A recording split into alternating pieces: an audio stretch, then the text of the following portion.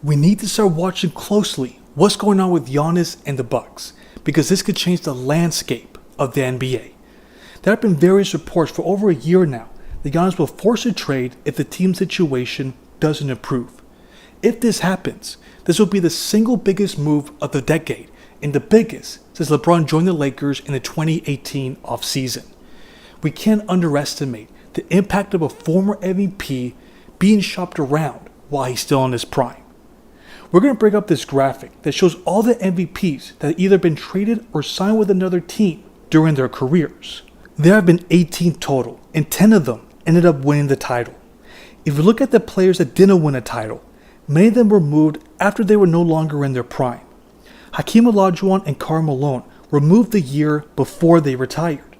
If you remember, Malone was still able to help the Lakers reach the finals. Derrick Rose was also nowhere near the player he was after all those injuries. But it's fair to say that Iverson, Westbrook, and Harden were still all-star caliber players, but were not the MVP type players they once were. Then there was Charles Barkley, who helped the Phoenix Suns reach the finals, but couldn't defeat Michael Jordan or Hakeem Olajuwon in the playoffs. But let's go back to the 10 players that won the title. You can see that nearly all of them won the title fairly quickly after being traded. A total of 8 players won either in their first or second full season with the team.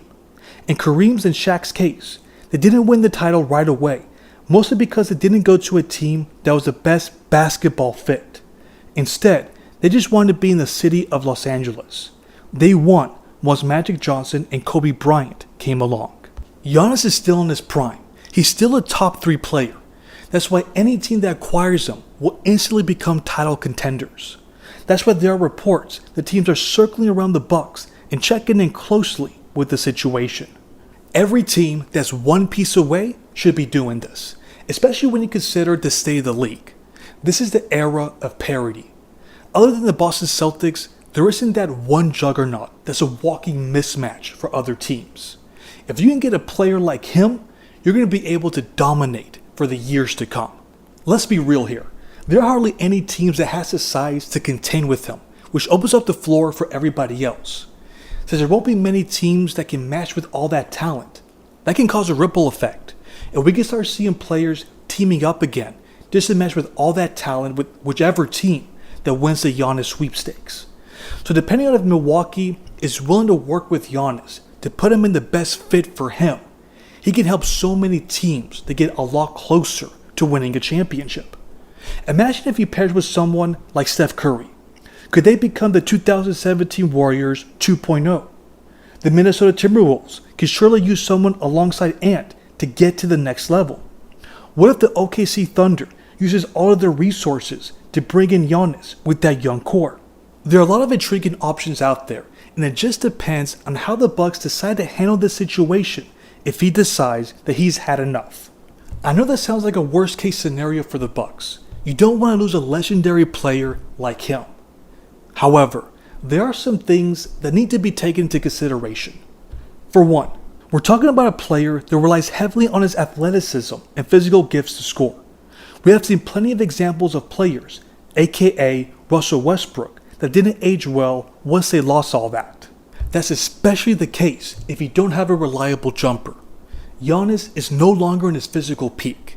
He's 30 years old now. It's all downhill from here. So if you're the Bucks, is it the worst thing if you end the relationship here? You enjoyed his best years, and you got a championship out of it. Wouldn't it be the right thing to do to allow him to join the final years of his prime with a team that can actually help him contend for a title? We have no reasons to believe that the Bucks are close to winning a title. They've been bounced from the first round in the past 2 years, and they've lost all their depth to acquire Damian Lillard. It's a gamble that isn't paying out. If you're Milwaukee, you're in a prime position for a rebuild. If you trade Giannis and Damian Lillard, you can get draft picks for the next 7-8 years. Now you're the next OKC Thunder.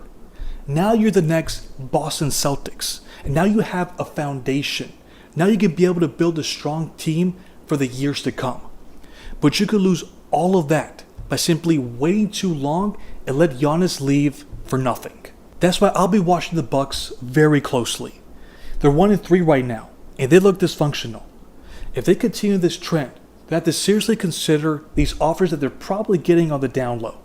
And this will change the landscape of the NBA for the next years to come.